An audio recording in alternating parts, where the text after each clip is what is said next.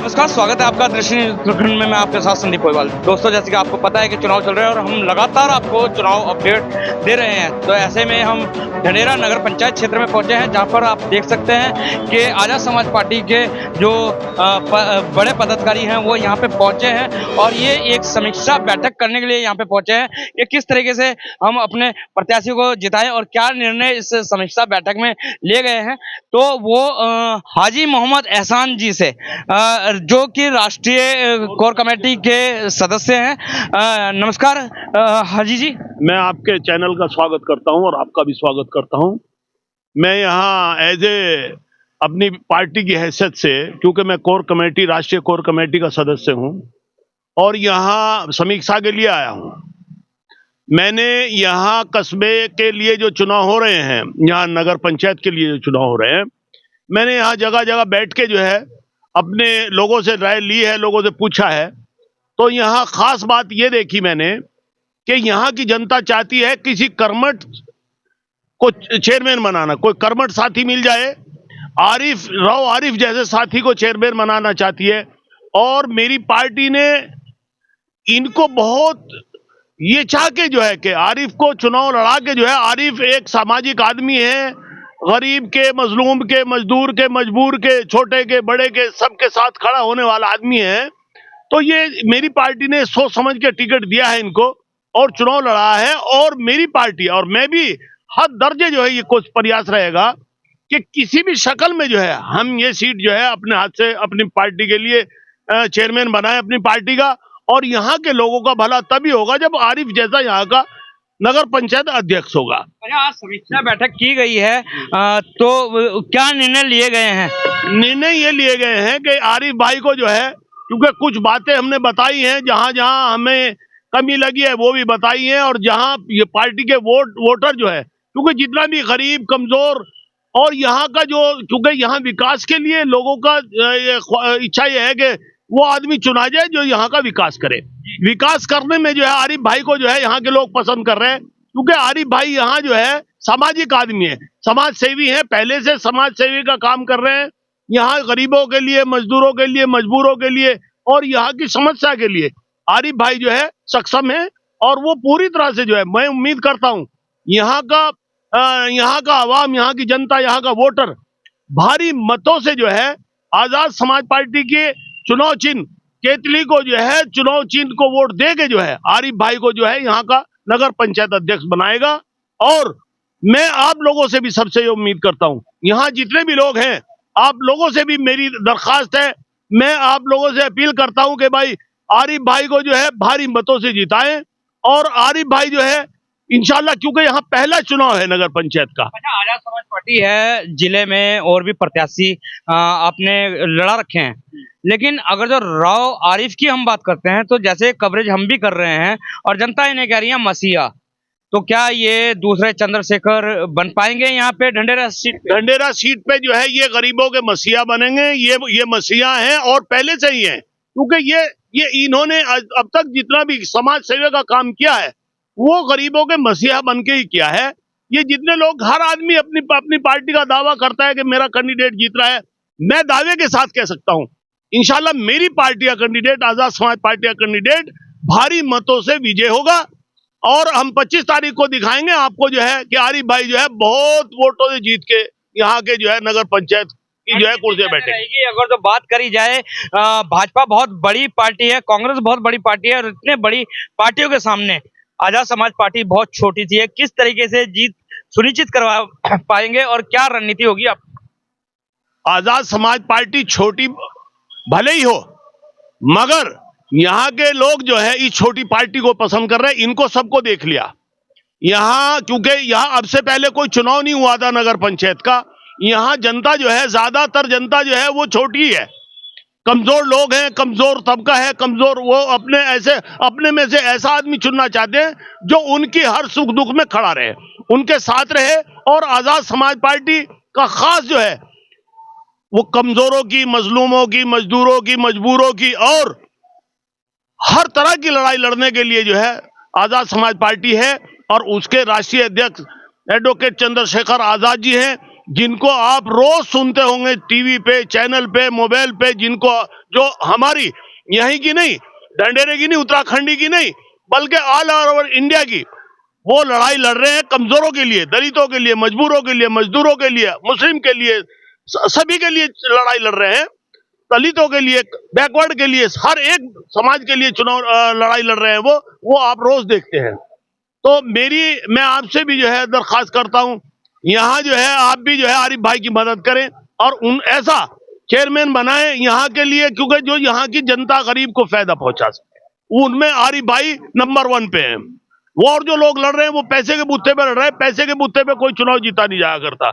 यहाँ के लोगों को तो गरीब, मजदूर, मजबूर, मजलूमों को जो है ऐसा साथी चाहिए जो यहाँ कंधे से कंधा मिला के इनके साथ खड़ा रहे।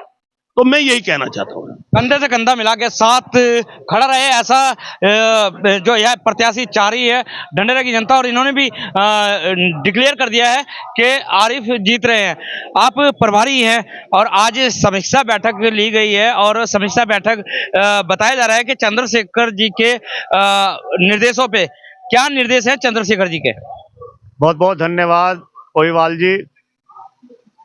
आज आपके बीच में जो है हमारे राष्ट्रीय अध्यक्ष एडवोकेट चंद्रशेखर आजाद जी के निर्देश पर हमारे राष्ट्रीय कोर कमेटी के सदस्य हाजी एहसान कुरैशी जी, जो हाल में इनके बेटे चेयरमैन बेहेट, वो आपके बीच में चलकर आए, और मंडल अध्यक्ष सहारनपुर आजाद समाज पार्टी भाई राकेश मौर्य जी, जैसे अध्यक्ष जी के आदेश हुए इनको कि भाई जहाँ जहाँ हमारे कैंडिडेट हैं वहाँ आप जाकर के मेहनत करिए।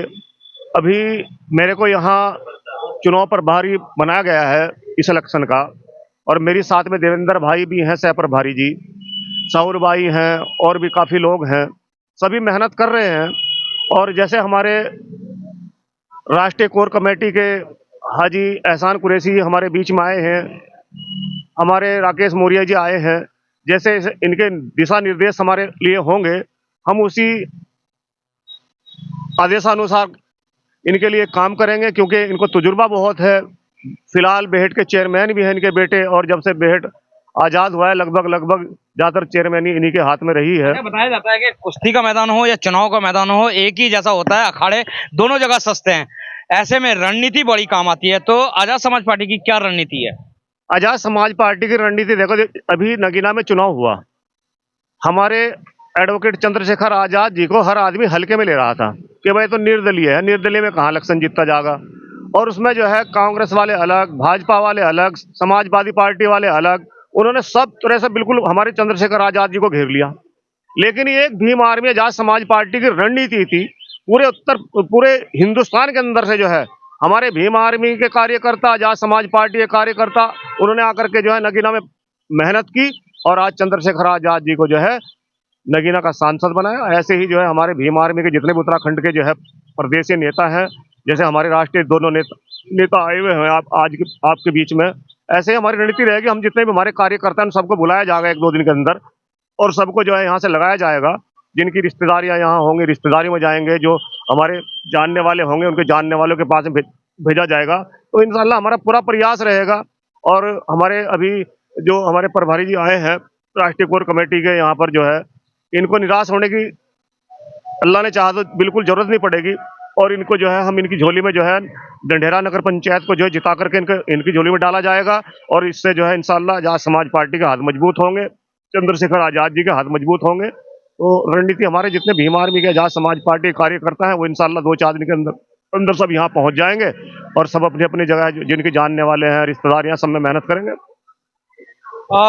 भीम आर्मी की अगर तो बात चली है तो बता देते हैं कि जैसे जैसे परिवार बड़ा होता है उतनी ही फूट भी डलती है। तो मौर्य जी से जानेंगे हम कि भीम आर्मी के 2 टुकड़े हो गए, एक मंजीत सिंह नोटियाल वाली है, एक एडवोकेट चंद्रशेखर आजाद वाली है। ऐसे में जो नोटियाल वाली भीम आर्मी है वो किसी और को समर्थन दे रही है, तो कहीं ना कहीं समीकरण बिगड़ नहीं जाएंगे आप लोगों को? नहीं, उससे कोई फर्क नहीं पड़ता हमारे ऊपर। वो तो वहाँ नगीना में भी अलग थे, वहाँ भी कोई फर्क नहीं पड़ा, यहाँ भी कुछ नहीं पड़ने वाला। हमारी तो जो आजाद समाज पार्टी है जिसके राष्ट्रीय अध्यक्ष बड़े भाई चंद्रशेखर आजाद जी हैं, वही सब कुछ है। जितने हमारे समाज के भीम आर्मी आजाद समाज पार्टी को सब चंद्रशेखर आजाद को अपना नेता मानते हैं और उनके साथ खड़ा है समाज पूरा। बोला जाता है एक ही चूल्हा होता है तो ताकत और ज्यादा बढ़ती है, तो ये अलग क्यों हुए हैं चूल्हे, क्यों अलग अलग भीम आर्मी बनी? ये सब आपसी बात होती है, इसमें ये बताई नहीं जाएगी। तो आपसी बात होती है, बताई नहीं जाती है। सह प्रभारी हमारे साथ देवेंद्र जी भी है। देवेंद्र जी, चुनाव आप शुरू से आखिरी तक बने रहेंगे इस चुनाव में। पहले की जो समीकरण थे और अब के समीकरण है, क्या अंतर आया है राव आरिफ जी का? देखिए, समीकरण तो आप देख ही रहे हैं इस पूरे एरिया के अंदर, और जितना भाई आरिफ ने काम किया है इस एरिया के अंदर और जितना सपोर्ट इन भाई आरिफ को मिल रहा है हमारी पार्टी की तरफ से भी और एससी समाज की तरफ से भी, आप गांव में जाके कवरेज करिए। चुनाव चिन्ह केतली पर जितने भी हमारे एससी समाज के लोग हैं और मिलाप नगर की जनता है, केतली पर मोहर लगाने का काम करेगी। लेकिन अभी जैसे जैसे चुनाव तेज हो रहा है, प्रतिक्रिया तेज हो रही है, भाजपा के और कांग्रेस के जो समर्थक है और ज्यादा तेजी दिखा रहे हैं, लेकिन हमारे जो ये हैं राव आरिफ के लिए जनता तेजी दिखा रही है। तो क्या फर्क बता पाएंगे इसमें? देखिए, वो अपनी तेजी जो दिखा रहे हैं उनको दिखाने दो, लेकिन जो हमारा काम और हमारे कार्यकर्ताओं का काम है तेजी दिखाने का, वो काम हम कर रहे हैं। हमने जिस प्रकार इस चुनाव की रूपरेखा तैयार की हुई है उस प्रकार हमारा प्रत्याशी कम से कम 3000 वोटों से जीत के आ रहा है। बाकी आप लोग घूम ही रहे हैं, आप लोगों को मालूम ही पड़ेगा कि हमारा प्रत्याशी की किसी से भी फाइट नहीं है, हमारे प्रत्याशी के बराबर में भी कोई नहीं खड़ा हो सकता। इतनी वोटों से हमारा प्रत्याशी जीत रहा है। तो देवेंद्र जी की बात सुनिए, क्लियर कर दिया है कि 3000 वोटों से ये जीत के आ रहे हैं। तो थोड़ी सी बात प्रत्याशी जी से भी कर ली जाए, क्योंकि प्रत्याशी जी को बताया जा रहा है यहाँ पे मसीहा। तो मसीहा से जानते हैं, एक मामला है तालाब वाला, वहां पे गए थे, लोगों की उम्मीद आपसे बहुत ज्यादा है, बड़ा प्रोजेक्ट है, किस तरीके से आप इस प्रोजेक्ट को दूर करेंगे और उसका सौंदर्यीकरण कराएंगे? उस तालाब को मैं बहुत पहले से देखता हुआ आ रहा हूँ, काफी गहरा तालाब है वो, उसमें 1-2 बच्चा भी गिरा है, गाय भी डूबी है। मैं वाकिफ हूँ उस तालाब से बहुत ज्यादा। और देखो, प्रोजेक्ट बड़ा जरूर है पर इतना भी बड़ा नहीं है कि ना सोल्व हो पाए। मैं कोशिश करता, मेरे प्रोजेक्ट में मेरे पास पहले ही इतना कुछ होता अपने, उससे मैं उससे भी करा देता। जितनी कोशिश करेगी जैसे भी है, उसमें कुछ प्रयास हुआ है और आगे प्रयास ही रहेगा। अगर हम यहाँ अध्यक्ष बनते तो सबसे पहले काम इंशाल्लाह उसी का ही होगा, ये मैं वादा करता हूँ वहाँ की जनता को। सबसे पहला काम उस तालाब का ही होगा और मैं इसको वादा करता हूँ, मैं किसी तरीके का भी वो मेरे से वो कर लो, लिखित रूप में भी दे सकता हूँ कि अगर मैं यहाँ अध्यक्ष बना तो सबसे पहला काम मैं वही कराऊंगा डंडे का। अच्छा, एक सवाल हमारे से बड़ा अटपटा सा है, लेकिन है चटपटा। आपके जो घर वाले हैं कहीं ना कहीं आपसे नाराज रहते हैं कि जो भी कमाते हो समाज सेवा में लगा देते हो, तो भाई घर में क्यों नहीं देते हो आप? ऐसा ना, जहाँ मैं पैदा हुआ सच्चा ईमानदारी से, मैं बहुत बड़ा घर है, बहुत बड़ा घेर है, अल्लाह ताला ने हमें बहुत कुछ दिया है। जमींदार हैं हम, पापा की गवर्नमेंट जॉब थी, मेरा एक भाई है वो अमेरिका है, उसकी भी 11 लाख रुपए की सैलरी है, और भी भाई हैं, मामा है मेरे यहाँ के सबसे बड़ा जिम्मेदार है। तो उन्होंने, अल्लाह ताला ने उन्हें सब कुछ दिया है। मैं तो ये कहता हूँ, मैं कमा के अगर गरीब को दे रहा हूँ तो मुझे दुआ, मैं ऊपर वाले को खुश करने के लिए मैंने ये काम किया है।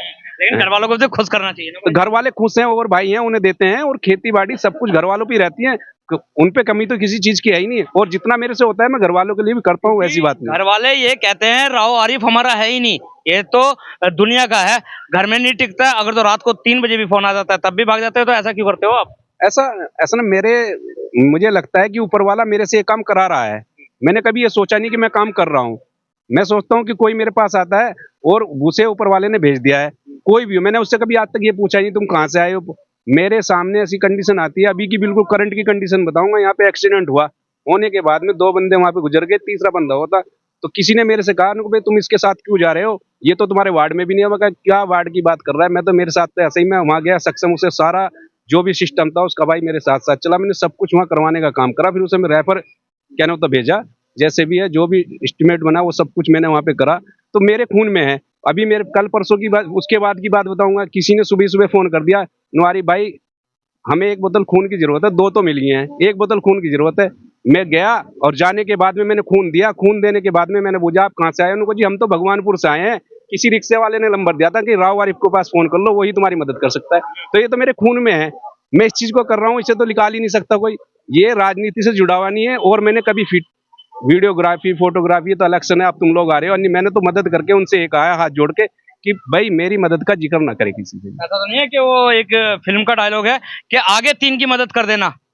हाँ, ऐसे अगर हो, इस चीज को देख के ऐसे सीखे लोग। मैं ढंढेरे के हर आदमी से कहना चाहता हूँ, भाई तुम अब करोड़ करोड़ रुपए खर्च करने की बात कर रहे हो, बीच में 5 साल आओ अगले, इस 5 साल तो भूल जाओ, 5 साल अगले लगातार कंटी में जनता के बीच में आओ, उन लोगों की सुख दुख में खड़े हो। तो उनके जब तुम सुख दुख में खड़े होगे, जनता तुम्हें खुद कहेगी।